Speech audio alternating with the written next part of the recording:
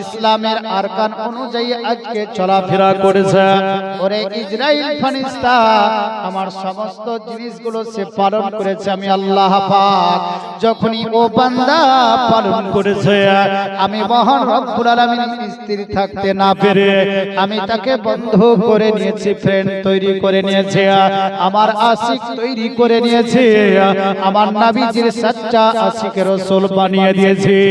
ওরে ইসরাইল ফেরেশতা এর জন্য ৭০,০০০ ফেরেশতা আমি রাস্তাতে দাঁড়িয়ে দিয়েছি আর অনেকগুলো ফেরেশতা তোমার নিকটে পাঠিয়ে দিয়েছে। চতুর্দিক ঘেরাও করে না আমার বান্দা জানে ও নূরানী ফেরেশতা দেখার পরে যেন আনন্দিত হয়, জানে খুশি হয়, আনন্দিত হয়। এই কারণে নূরময় জ্যোতিময় ফেরেশতাকে চারিদিকে ঘেরাও করে রেখে দিয়েছি। বান্দা আমার যখন দেখবে আনন্দিত হবে, খুশি হবে।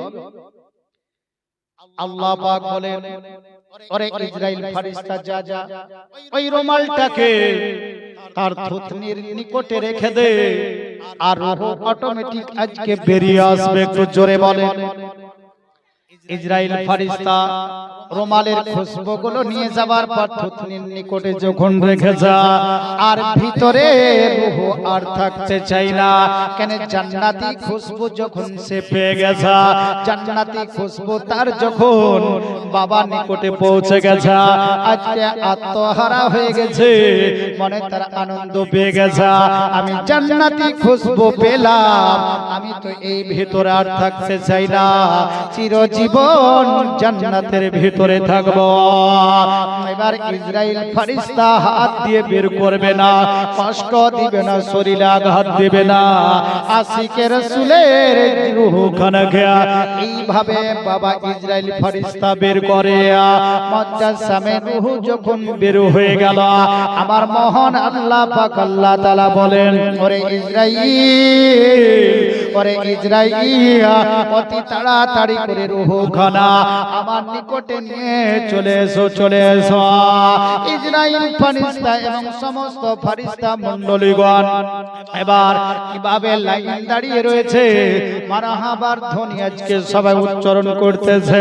রূহ বলবে আল্লাহ গো এরা কারা আর কেনই বা মারহাবার ধ্বনি কেন উচ্চারণ করছে?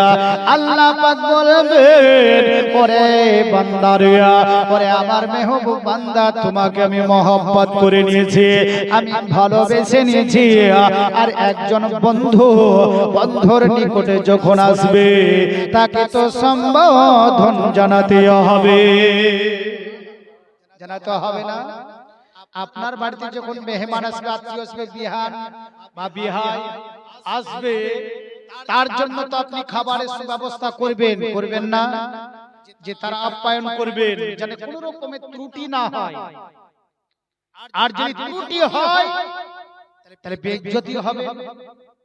আর তারা বলা বলি করবে যে বিহানের বাড়ি বা বিহানের বাড়ি গেলাম একদিন, যাওয়ার পরে হাইরে কি না বেইজ্জতি আমরা আমাদেরকে করলো, বলবে কি না বলেন? আল্লাহ পাক বলে আমার মেহবুব বান্দা তুই হলে আমার মেহবুব বান্দা, তোকে যদি আমি আজ অন্য অন্য রূহদের মতো নিয়ে যাই তাহলে আমার বন্ধু কি করে হলি, তুই ফ্রেন্ড কি করে তৈরি হলি? আল্লাহ পাক কাছে নিয়ে যাবে।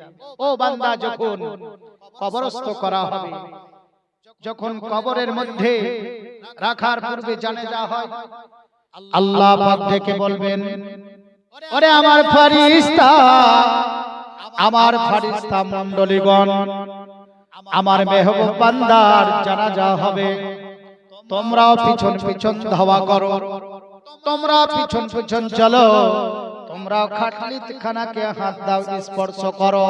কেন নূরানী হাত দ্বারা যখন খাটলি স্পর্শ করে আমার মেহবুব বান্দার জন্য আমি আল্লাহ পাক জাহান্নাম হারাম করে দিয়েছি। জাহান্নাম হারাম, জাহান্নাম হারাম হয়ে যাবে। ব্রাদার ইসলাম যখন জানাজার নামাজ হবে, ফেরেশতারা বলবে ওগো রব্বুল আলামিন আল্লাহ পাক, আল্লাহ তাআলা আমরা এখন কি করব? আমরা কি পৃথিবীর ভূমণ্ডলে থেকে যাব না আসমানে চলে যাব? আল্লাহ পাক ডেকে বলবেন ওরে আমার ফেরেশতারা, তোমরা পৃথিবীর জমিনে এখনো থাকো আমার বান্দার যতক্ষণ পর্যন্ত কবরস্থ না হবে ততক্ষণ পর্যন্ত আসমানে পা রাখতে পারবে না।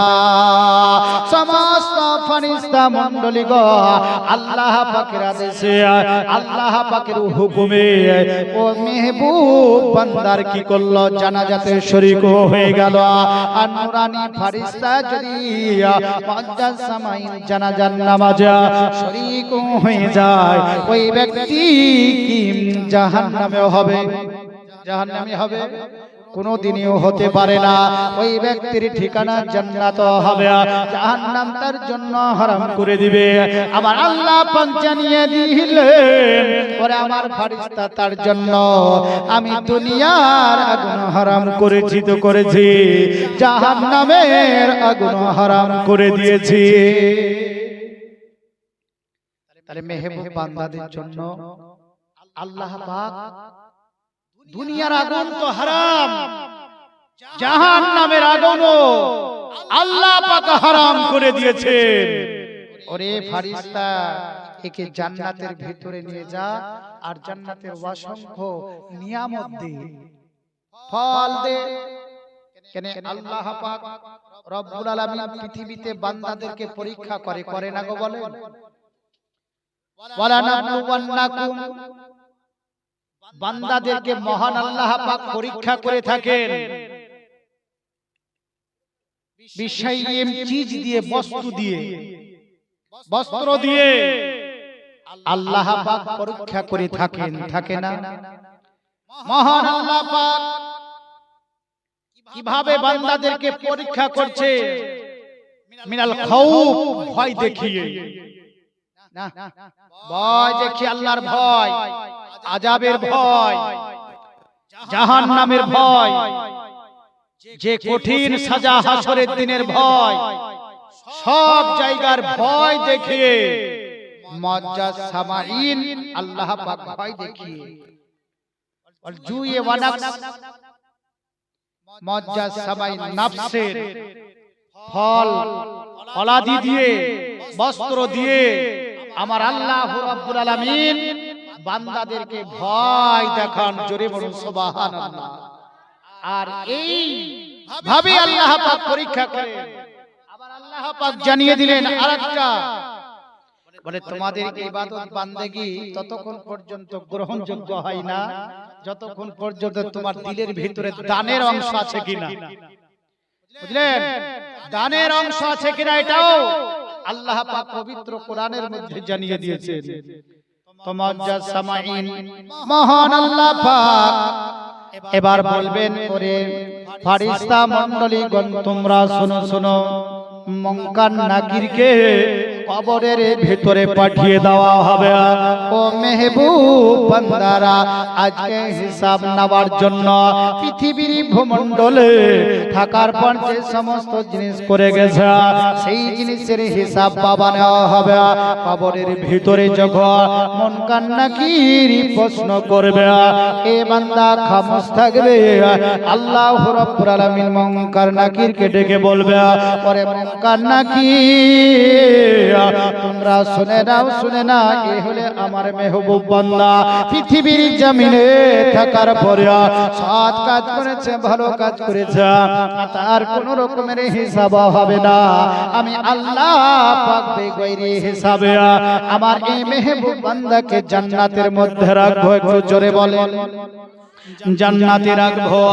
আল্লাহ রাব্বুল আলামিন ফেরেশতাকে বলবে ওরে ফেরেশতারা যা যা তার নামাজকে কবরের এক পাশে রেখে দেয়া, বলে একবার জাকাত আজকে এক পাশে রেখে দেয়া, তার ইবাদত বান্দেগী গুলো এক পাশে রেখে দেয়া, তার দানগুলোকে এক পাশে রেখে দেয়া, তার ভালো কাজগুলো এক পাশে রেখে দেয়া।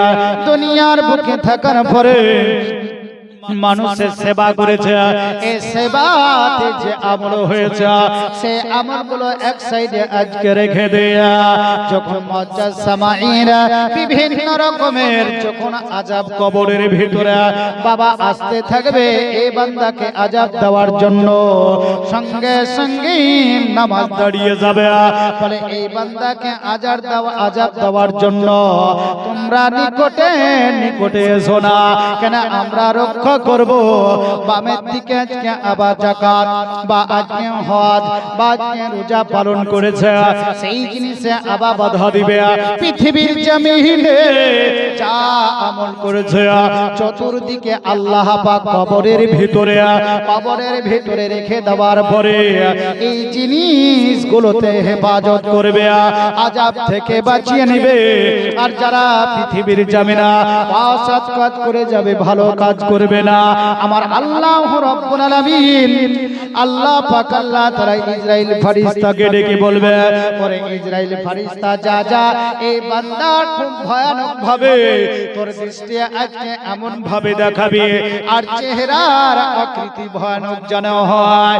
ইসরাইল ফেরেশতা আজকে চলে আসবে তার নিকটে, ভিতর থেকে বের হতে চাইবে না, বারবার ডাকবে কিন্তু আসবে না। অবশেষে ইসরাইল ফেরেশতা হাত ধরে তার ভিতর থেকে রূহখানা বের করে নিয়ে